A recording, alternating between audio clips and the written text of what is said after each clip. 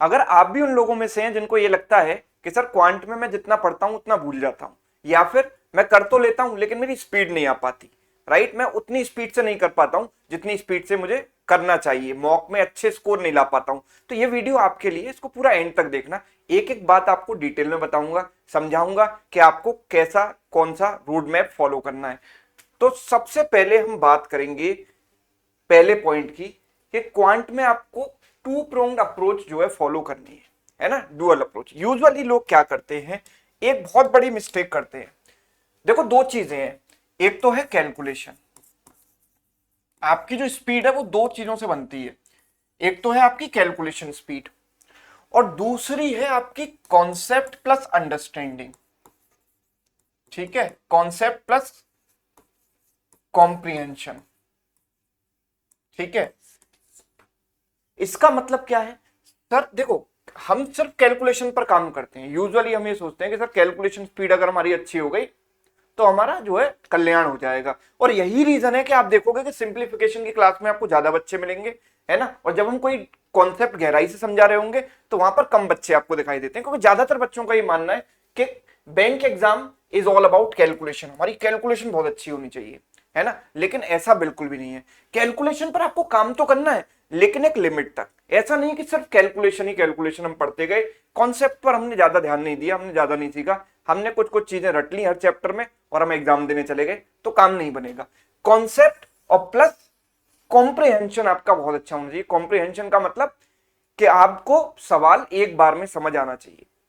अगर मैं आपसे ये कहूं कि क्वांट अच्छी करने के लिए आप एडिटोरियल पढ़ो, तो क्या आप बात मानोगे मेरी? आप कहोगे सर क्या बात कर रहे हो, क्वांट अच्छी करने के लिए एडिटोरियल का क्या लेना देना, है ना, बिल्कुल लेना देना है। जब आप एडिटोरियल पढ़ते हैं ना तो चीजों को समझना सीखते हैं, लैंग्वेज को डिकोड करना सीखते हैं, तो जो आप इंग्लिश में पढ़ रहे हो ना उसका फायदा आपको डेफिनेटली क्वांट में भी मिलने वाला है। इंग्लिश में भी तो आप यही करते हो कि जब स्टेटमेंट आपके सामने अंग्रेजी में होता है ना, और डायरेक्ट ना देकर इनडायरेक्टली कुछ चीजें कही जाती हैं, तो आपको उसको कॉम्प्रिहेंड करना पड़ता है, समझना पड़ता है, आपको वहां पर क्रिटिकल थिंकिंग की जरूरत होती है, और उसी की जरूरत आपको कई बार क्वांट में भी पड़ती है ना। तो सारे सब्जेक्ट इंटरलिंक्ड हैं, राइट। अगर आपको इस पर कमांड बनानी है, आपको ये चाहिए कि सवाल मुझे एक बार में समझ में आना चाहिए, तो इंग्लिश अच्छी करो, एडिटोरियल पढ़ो, है ना, क्रिटिकल थिंकिंग डेवलप करो, है ना। कैलकुलेशन पर आपको काम तो करना है लेकिन सर एक लिमिट तक काम करना है। क्या क्या काम करना है उस पर हम आगे बात करेंगे। दूसरी चीज आती है कि जब हम क्वांट की तैयारी शुरू करें तो सर हमें पहले से क्या क्या आना चाहिए। पहले से हमें आना चाहिए good command on basic calculation techniques, कम से कम इतना तो होना चाहिए, राइट, कि सबके पास इतनी कैलकुलेशन स्किल्स तो होनी चाहिए कि बेसिक चीजें हम आराम से कर पाए। तो जिसके लिए आपको 1 से लेकर 20 तक की टेबल सभी को आनी चाहिए, बहुत बेसिक सी बात है यार, इतना तो आना ही चाहिए, नहीं आता तो कर लेंगे। प्रैक्टिस एडिशन सब्ट्रैक्शन मेंटली, जो जोड़ना घटाना है कम से कम उतना तो आप दिमाग में करना सीखो, है ना, ताकि आप टाइम बचा पाओ। मल्टीप्लिकेशन की टेक्निक्स आपको आनी चाहिए, square square root cube cube root की ट्रिक्स आपको जो भी हैं, है ना, जो भी पॉपुलर ट्रिक्स हैं वो आपको आनी ही चाहिए, है ना। तो इतना तो आपको करना ही है, राइट। अब बात आती है कि जब चैप्टर्स पर हम चलते हैं, अरिथमेटिक पर चलते हैं, डीआई पर चलते हैं, तो उसके लिए हमें क्या चाहिए? तो हमें चाहिए बेसिक्स ऑफ अरिथमेटिक, है ना। अब कोई कोई देखो, आपके साथ प्रॉब्लम क्या है कि आप हमेशा अपने आप को उस बंदे से कंपेयर करते हो जो बंदा पहले से ही स्मार्ट है ना, वो अब उसकी जो स्मार्टनेस है वो यहां पर है और आप सपोज यहां पर, है ना, और ऐसा भी कोई बंदा होगा जो आपसे नीचे होगा, आप नीचे नहीं देखते, हमेशा ऊपर देखते हो, है ना। किसी जमाने में किसी समय आप भी इस लेवल पर होंगे, आपको यहां से यहां तक आने के लिए कुछ एफर्ट लगाना पड़ा होगा, है ना, आप उसको भूल गए, आप सीधे इसको देखते हो कि यार ये बंदा यहां पर है, मैं इसके बराबर नहीं कर पा रहा हूं, है ना। तो इसके बराबर जाने के लिए जो पाथ आपने यहां से यहां तक आने में कवर किया है वो आपको यहां से यहां तक जाने में भी तो कवर करना पड़ेगा, यस और नो। मतलब ऐसा तो नहीं है कि आप डायरेक्टली ये सब चीजें सीख गए, स्क्वायर स्क्वायर रूट, अगर आपको कुछ बेसिक चीजें भी आती हैं, लेट्स सपोज रेशियो प्रोपोर्शन आपको आता है, थोड़ा बहुत परसेंटेज आता है, कैलकुलेशन आती है, तो वहां तक जाने के लिए भी तो आपको एफर्ट लगाना पड़ा होगा, थोड़ा एफर्ट और लगा लो तो आप इस लेवल पे भी पहुंच सकते हो, है ना। तो हमेशा आप इस जर्नी को देखो कि आप यहां से यहां तक कैसे पहुंचे, और उसी जर्नी को, उसी पाथ को फॉलो करते हुए आपको और ऊपर जाना है ना। तो अपने से ऊपर जो भी बंदा है उसको उससे खुद को कंपेयर करने से पहले आप ये सोच लीजिए कि उसको यहां तक पहुंचने में कितना स्ट्रगल करना पड़ा। वो स्ट्रगल तो आपको करना पड़ेगा, राइट। सपोज करो कि आपको दिल्ली से कोलकाता जाना है ना। अब दिल्ली से कोलकाता जो बंदा पहले से पहुंच चुका है वो किसी ना किसी तरीके से गया होगा, ट्रेन से गया होगा, बस से गया होगा या फ्लाइट से गया होगा, है ना। आपको भी अगर जाना है तो यहां से यहां तक पहुंचने में कुछ ना कुछ स्ट्रगल तो करना पड़ेगा ना। आप सीधे उसको ये देखकर नहीं कह सकते अरे यार वो तो कोलकाता में, मैं तो दिल्ली में बैठा हुआ हूं अभी तक, है ना। तो आपको भी वो एफर्ट लगाना पड़ेगा। तो हम बात कर रहे हैं यहां पर बेसिक्स ऑफ अरिथमेटिक पर। आपको अगर कमांड बनानी है तो you should have exceptional command on ratio, proportion, percentage and average. ये जो तीन है ये पिलर्स हैं पूरे अरिथमेटिक के। अगर आपकी इन पर कमांड है, इन तीन टॉपिक्स का आपकी कमांड है, तो पूरा अरिथमेटिक आप घोट कर पी जाओगे। अदरवाइज अगर इन पर कमांड नहीं है तो चाहे जितनी मेहनत आप कर लो वो बात नहीं आ पाएगी। Study the chapters in a systematic manner, not randomly. ज्यादातर लोग ये गलती करते हैं कि आज मन किया कि मैं टाइम स्पीड डिस्टेंस पढ़ लूं। आज तो मेरा मन है, मैंने टाइम स्पीड डिस्टेंस का एक क्लास देखी थी यूट्यूब पर, उसमें मजा आ रहा था, मैं भी आज घर पर यही पढ़ूंगा। कभी मन किया इसके बाद मिक्सचर्स पढ़ लेते हैं, है ना। जो मन आ रहा है, जो चैप्टर खुल गया बुक में वही पढ़ने बैठ गए। तो ये सबसे बड़ी मिस्टेक है जो आप कर रहे हो, है ना। आपको चैप्टर सिस्टमेटिक पढ़ने हैं। रीजन ये है कि सपोज आपने रेशियो एंड प्रपोर्शन नहीं पढ़ा और आप पढ़ रहे हो डायरेक्ट टाइम स्पीड डिस्टेंस, तो आप सवाल कर भी पा रहे हो, लेकिन अगर आप कर पा रहे हो और फिर आपकी स्पीड नहीं बन पा रही कि सर मैं जल्दी नहीं कर पा रहा हूं, तो उसका रीजन सिर्फ इतना है कि रेशियो के कॉन्सेप्ट आपके क्लियर नहीं है, राइट। रेशियो पर अगर आपकी कमांड होती तो जो सवाल आप लेंदी मेथड से कर रहे हो, इक्वेशन बना बना कर रहे हो सकता है कि आप उसे बहुत जल्दी कर पाते रेशियो मेथड अप्लाई करके, है ना। तो कोई भी चैप्टर अगर आप पढ़ रहे हैं तो उससे पहले ये जान लो कि उस चैप्टर में रिक्वायरमेंट क्या है। क्या मुझे रेशियो आना चाहिए, परसेंटेज आना चाहिए, परसेंटेज कैलकुलेशन आनी चाहिए, तो वो चीज हमें पहले पढ़नी है ना, उस चैप्टर पर जाने से पहले। Learn some time saving methods. बहुत सारे टाइम सेविंग मेथड्स होते हैं क्वांट में जो हमें पढ़ने पड़ते हैं। Ratio method, cross multiplication method, code method in compound interest, deviation method, कुछ एग्जांपल मैं ले रहा हूं एवरेज में, एटसेट्रा, है ना। ऐसे बहुत सारी चीजें होती हैं जो हम क्वांट में सीखते हैं, है ना। यूजुअली जो मैथ्स में हमें नहीं सिखाई गई स्कूल लेवल पर, वो हमें यहां पर सीखनी पड़ती है ताकि हम सवालों में टाइम बचा पाए, राइट। अब सर मुझे तो इन मेथड को छोड़ो, मुझे तो इतना बेसिक भी नहीं आता कि मैं रेशियो के छोटे छोटे सवाल भी सॉल्व कर पाऊं। तो उसके लिए सबसे सिंपल सॉल्यूशन मैं आपको बता दे रहा हूं कि एनसीईआरटी की वेबसाइट पर जाओ, सीबीएसई की वेबसाइट पर जाओ। सीबीएसई की वेबसाइट पर जाकर आप एनसीईआरटी डाउनलोड कर लो, है ना। 8th 9th 10th की 8th 9th 10th की एनसीईआरटी डाउनलोड करने के बाद जो भी उसमें चैप्टर्स हैं, है ना, simple interest, profit loss, percentage, वहां से पढ़ो, है ना। उतना बेसिक लेवल तो सबको आना ही चाहिए, है ना। तो ये आपको करना ही पड़ेगा। अपने लेवल के अकॉर्डिंग डिसाइड करो कि क्या मुझे आज एनसीईआरटी पढ़ने की जरूरत है। अगर पढ़ने की जरूरत है तो फ्रीली अवेलेबल है, आप सीबीएसई की वेबसाइट पर जाकर डाउनलोड कर सकते हैं, है ना। या फिर अगर आपको हार्ड कॉपी मिल जाती है तो बेस्ट है। अच्छा, never ignore the so called less important topics such as PNC, probability and sometimes mensuration. Why? ऐसा क्यों सर? सर इन टॉपिक्स को तो मैं इग्नोर कर सकता हूं ना, एक दो सवाल आ गए तो क्या हो जाएगा? भाई एक दो सवाल नहीं, प्रोबेबिलिटी से कई बार 5-5 क्वेश्चंस भी पूछ लिए जाते हैं, है ना। पूरा का पूरा डीआई सेट या पूरा का पूरा केस सेट भी प्रोबेबिलिटी से पूछा जाता है। चलो मैं कहता हूं कि छोड़ दो, है ना। मैंने कहा कि सर देखो, हर अगर प्री एग्जाम की बात करूं तो टाइम एंड वर्क से भी एक ही सवाल आने वाला है, ट्रेन से भी एक ही सवाल आने वाला है, पार्टनरशिप से भी एक ही सवाल आने वाला है। तो अगर आप ये सोचकर छोड़ने लग गए टॉपिक्स को कि सर एक एक सवाल आने वाले हैं, तो ऐसे तो सारे टॉपिक से एक एक क्वेश्चन ही आने वाले हैं ना। लेकिन होता क्या है कि ये जो टॉपिक्स होते हैं जो आपको यूजुअली कॉम्प्लेक्स लगते हैं, उनसे आसान सवाल पूछा जाता है ना। प्रोबेबिलिटी से इजी क्वेश्चन पूछा जाएगा, ज्यादा से ज्यादा आप सिलेक्शन पढ़ लोगे, एनसीआर एनपीआर पढ़ लोगे तो आपका काम बन जाता है। और time and work, trains, partnership, जो टॉपिक आपको ऐसा लगता है कि यार ये तो बहुत इंपॉर्टेंट टॉपिक है, और उनसे कई बार क्या होता है, जो आपका स्ट्रॉन्ग एरिया उससे डिफिकल्ट क्वेश्चन पूछ लिया जाता है जो आपसे नहीं बनता।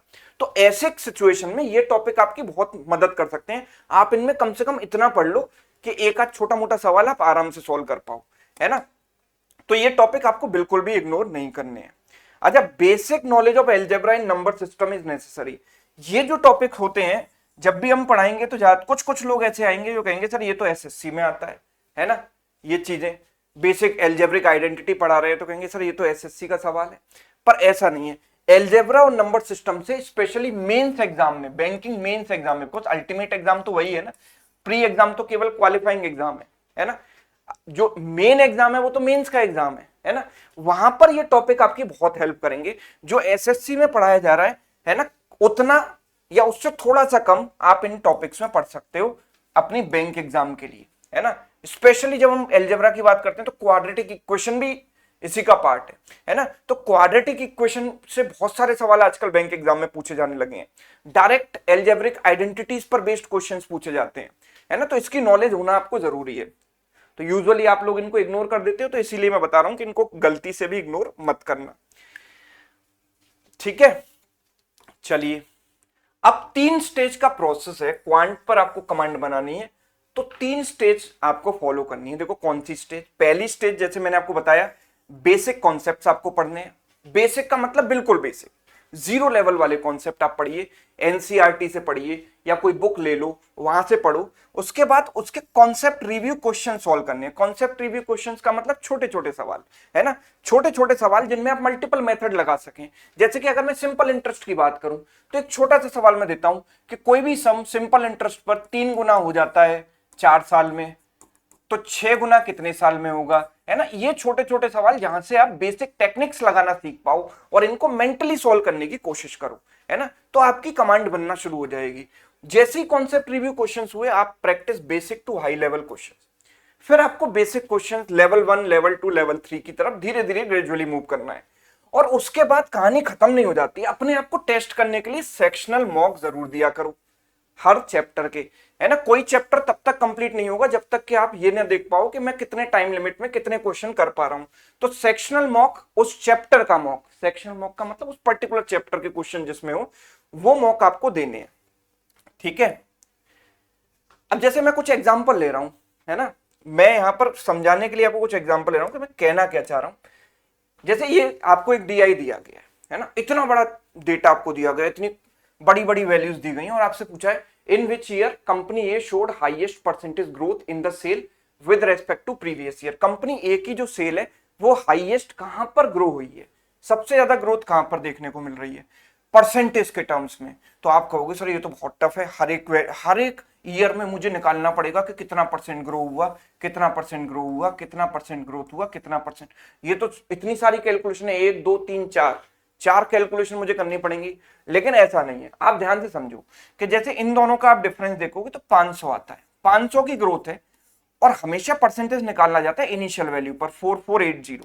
तो इनिशियल वैल्यू है 4480। यहां पर कितने की ग्रोथ है, यहां पर अगर आप ग्रोथ देखोगे तो 500, 490 की ग्रोथ है, राइट, 490 की ग्रोथ है। यहां पर कितने की ग्रोथ है, 500 की।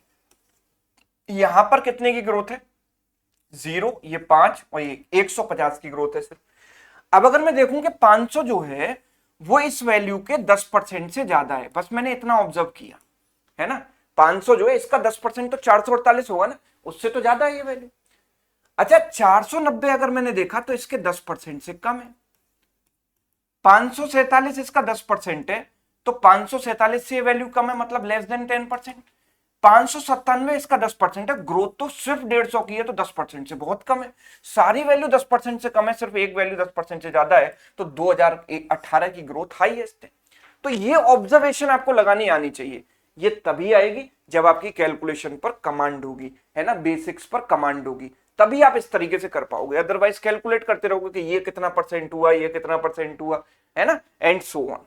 जैसे एक सिंपल सा एग्जांपल देखो, a sum of money becomes 15 times itself under simple interest in 56 years, in how many years it will become double? Double कितने टाइम में होगा? तो देखो कुछ लोग ऐसे करेंगे सर 15 गुना हो रहा है, मतलब मैंने प्रिंसिपल पी लिया तो 56 साल में इंटरेस्ट कितनी मिलेगी, P R T by 100, time है 56 साल डिवाइड बाई 100, और ये हो गया प्रिंसिपल प्लस इंटरेस्ट बराबर अमाउंट, अमाउंट हो गया 15 गुना यानी 15p, राइट। तो हमने कहा कि सर 15p माइनस p यानी 14p, P R into 56 by 100, 14p, p से p कैंसिल हो गया, 14 से गया 4 बार, 4 से गया 25 बार, r की वैल्यू आ गई 25%।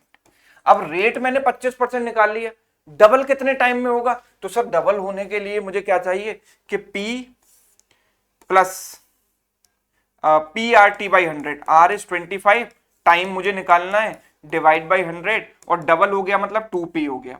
2p माइनस पी करेंगे तो p इंटू 25/100 इंटू टी बराबर p, है ना। सॉल्यूशन करते करते मुझे नींद आ गई, t की वैल्यू 4 आ गई, है ना। आंसर तो आ गया सर, ये बाबा आदम के जमाने से मैं जो तरीका चला आ रहा है उससे मैंने सॉल्व किया, राइट। तो देखो कैसे करना है हमको, हमारी बेसिक अंडरस्टैंडिंग अगर क्लियर है तो हम ऐसे नहीं करेंगे, है ना। हम क्या करेंगे, देखो ध्यान से समझना। मैं कह रहा हूं कि 15 गुना हो गया 56 साल में। 15 गुना होने का मतलब कि अगर 100 रुपए थे तो 1500 बन गए। ये तो मेंटली सोच पाऊंगा, इस चीज को दिमाग में पिक्चर बना सकता हूं ना। तो मुझे इंटरेस्ट कितनी मिली, 1400% की। 1400 की इंटरेस्ट मिली है ना, यानी 1400% है इसका। 1400% की इंटरेस्ट मिलती है 56 साल में, है ना। तो 100% की इंटरेस्ट कितने में मिलेगी, 4 साल में। और डबल होने का मतलब 100% की इंटरेस्ट, मतलब 100 रुपए अगर आप 200 बना देते हो इसको, यानी 100 पर 100 ऐड कर रहे हो तो इसका 100%। तो 100% की इंटरेस्ट कितने साल में मिल रही है, 4 साल में आंसर, है ना। तो जो आंसर आपका 2 सेकंड में आ सकता था उसको आपने इतने लंबे मेथड से सॉल्व किया, है ना। तो यही अंतर होता है मैथ्स की अप्रोच और क्वांट की अप्रोच में, यही आपको सीखना है ना। अब जैसे ये सवाल है, ratio of incomes of A B C is 354, ratio of their expenditure is 237, C save 65% of his income, find the ratio of the savings of A and B. अब देखो ए बी सी की जो इनकम है, ए बी सी की income है 3-5-4 के ratio में, 3-5-4 के रेशियो में इनकम।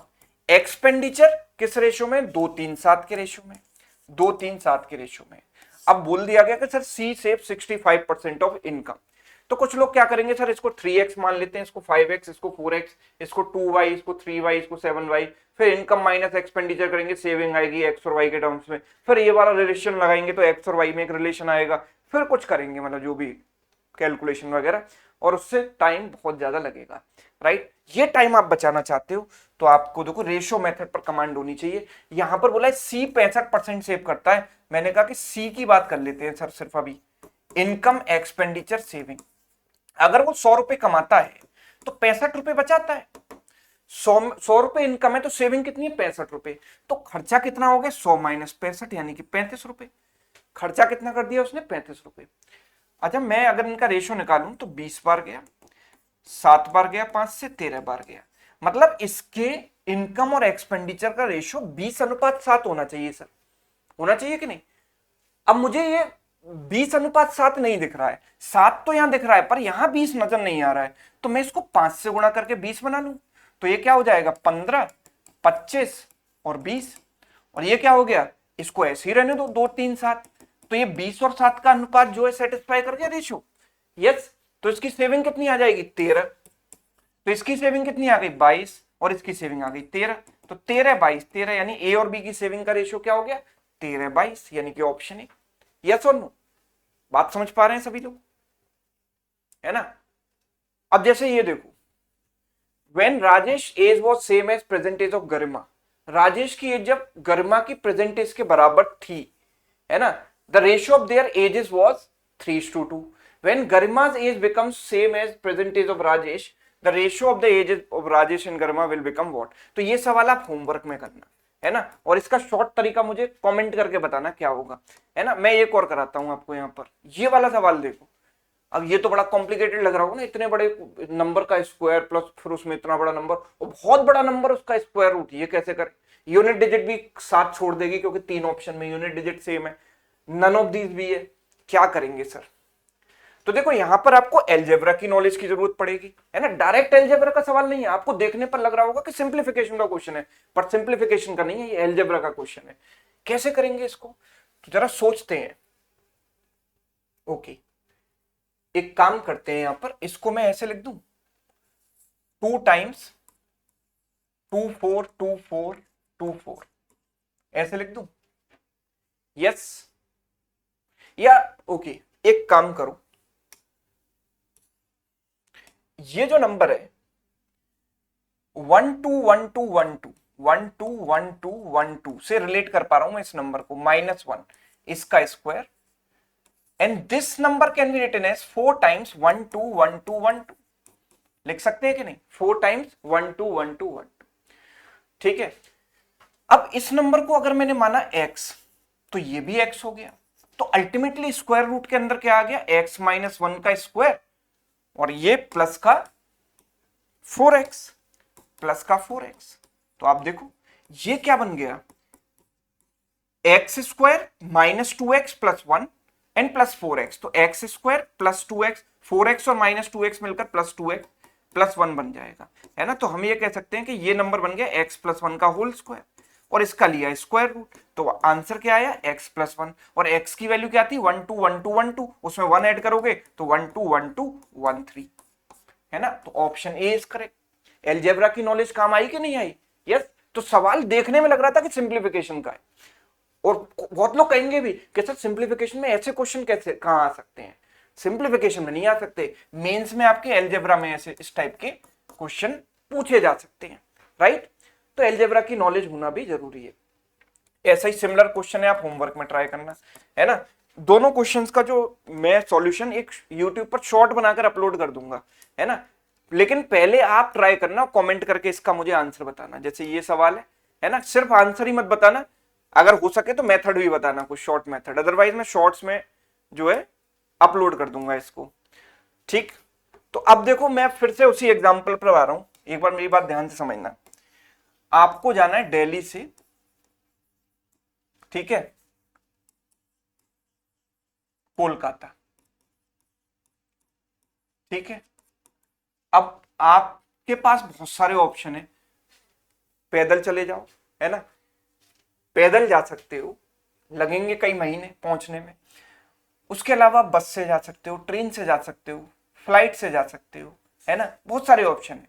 आपसे कोई कह दे कि सर फ्लाइट से जाना है, तो आप कहोगे सर फ्लाइट की टिकट तो बहुत महंगी है, मैं कैसे जाऊं। और आपसे कह दिया जाए कि फ्लाइट की टिकट आज की डेट में बस से भी ज्यादा सस्ती हो चुकी है, तो आप डेफिनेटली फ्लाइट प्रेफर करोगे ना, जल्दी पहुंच जाओगे। तो आपको अपनी मंजिल तक पहुंचना है, so you should select the mode कि आप कैसे पहुंचना चाहते हो। तो ये आप आज हो, है ना, और ये आप एक बैंक में बैठे हुए हो, यहां से यहां तक का सफर आपको तय करना है, राइट। अब बहुत सारे रास्ते हैं, कुछ लोग कहेंगे सर सेल्फ स्टडी से ही कर लेता हूं, मैं खुद ही कुछ कुछ पढ़ लेता हूं। कुछ लोग कहेंगे कि सर ऑफलाइन कोचिंग से पढ़ लेता हूं, है ना।